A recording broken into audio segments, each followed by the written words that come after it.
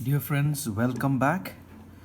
Now, in the previous video, I had dealt with risk in a portfolio context, and we have also seen how the expected return as well as the standard deviation of a single security as well as a portfolio is calculated.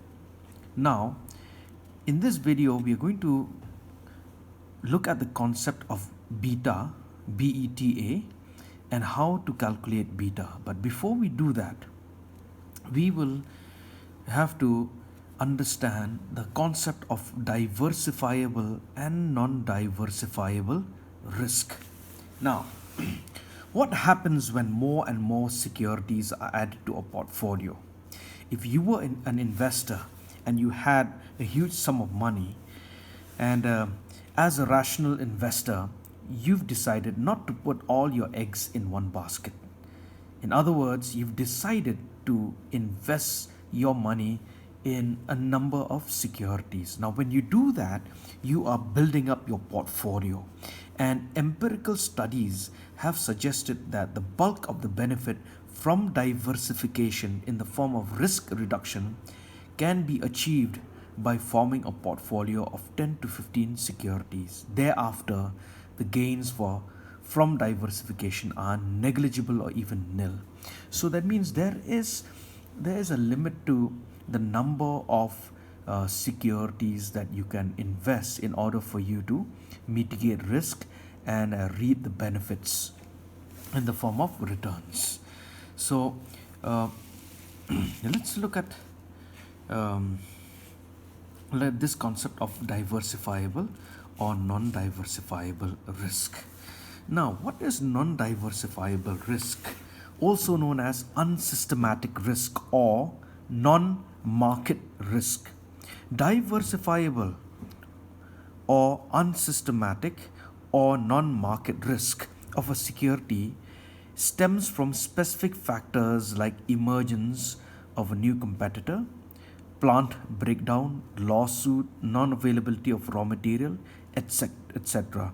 Now, the events of this kind affect primarily a specific firm and not all firms in general. So, in other words, this diversifiable risk that you see here, okay, is that means you can reduce, okay, because the factors that affect this kind of risk is like a new competitor, plant breakdown. So if you take care of those factors, you will be able to reduce this risk. That's why it is known as diversifiable or unsystematic or non-market risk. But the other type of risk, non-diversifiable risk, also known as systematic risk or market risk, it stems from the influence of certain economy-wide factors like money supply, inflation, level of government spending, and industrial policy, which has bearing on the fortune of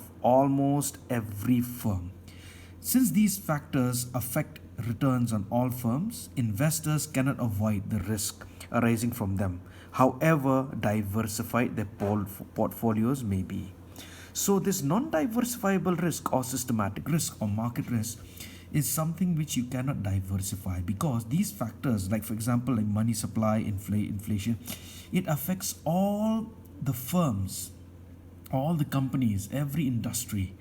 No matter what type of industry they are, it affect all of them. But diversifiable risk or non-market risk, for example, like emergence of new competitor, plant breakdown, non-availability of raw materials. Now these are factors which you can take care of. For example, if you don't have raw materials, make sure that there are enough raw materials. All right. Or if there's a new competitor that has come in, how do you need to come up with a maybe a market strategy to thwart the competition of a new entrant or to take care of that new competitor. So non-diversifiable risk, no matter what you do, you are exposed and you cannot do anything about it. But diversifiable risk or unsystematic or non-market risk, you can do something about it. And so as an investor, when you buy, when you invest in a number of securities, when you build up your portfolio, you will be exposed to these two type of risk: non-diversifiable as well as diversifiable risk. All right.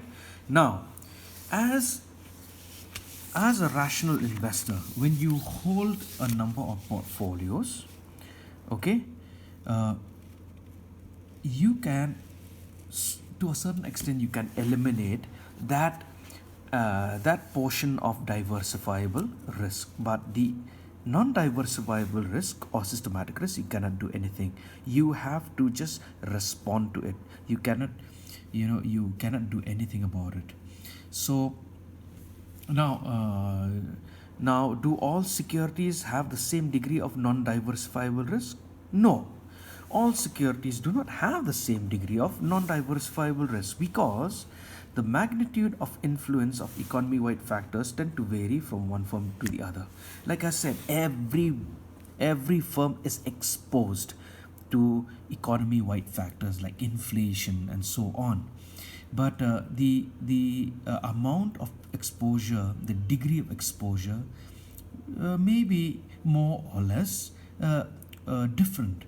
All right. So securities are not exposed to the same degree of systematic risk or non-diversifiable risk, and different securities have differing sensitivities to variations in market returns. For example, if I have a million with me, 1 million rupees, 10 lakhs, and I want to buy securities, right? Now, what am I going to do? I will, I probably, if I am rational enough, I'm going to invest that money in different type of securities per, coming from different type of industries. Maybe I may put a portion of that money into in securities dealing with infrastructure.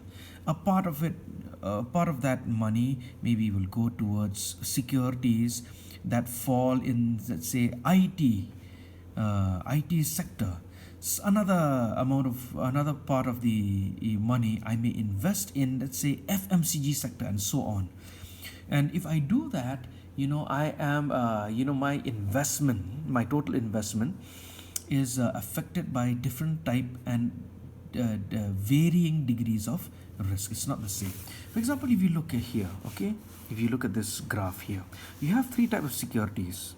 Okay, you have your KC, which is conservative security. You have KM, which is market security, and you have KR, which is highly risky security. Now, if you look at the highly security, like KR, you'll see that the return over the period of time, fluctuates widely, very volatile, but it is, and it's more volatile than the market security. But a conservative security is less volatile, even less volatile than the market security. So you have, when you invest, you will come across different type of securities. Some securities are conservative, exposed to a lower degree of risk. Some securities are highly volatile, exposed to a varying degree of, a very high degree of risk, but also the potential of earning a huge returns is there.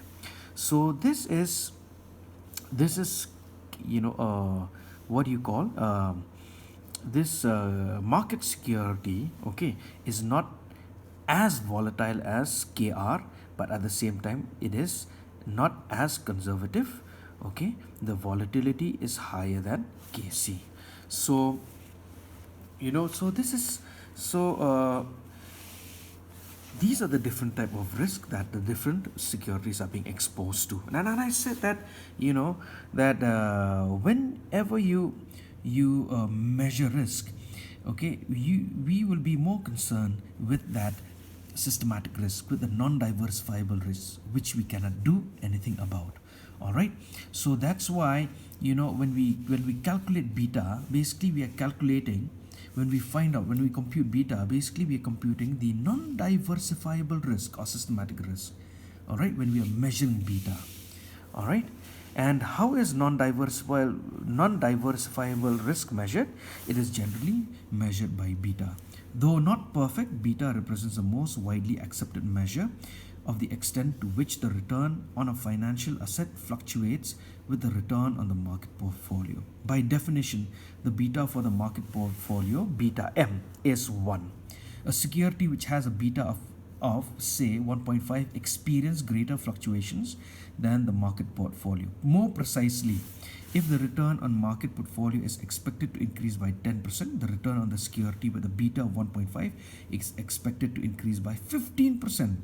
On the other hand, a security which has a beta of say 0.8, less than 1, fluctuates lesser than the market portfolio. If the return on the market portfolio is expected to rise by 10%, the return on the security with a beta of 0.8 is expected to rise by 8%. So, you see, conservative change, okay? Not like the security that has a beta of 1.5. Individual security betas generally fall in the range 0.6 to 1.8 and rarely, if ever, assume a negative value. So while when we compute the non-diversifiable risk, we are going to compute when we measure the non-diversifiable risk or systematic risk, we are going to compute beta. And in the following video, in the next video, I'm going to show you how to compute beta.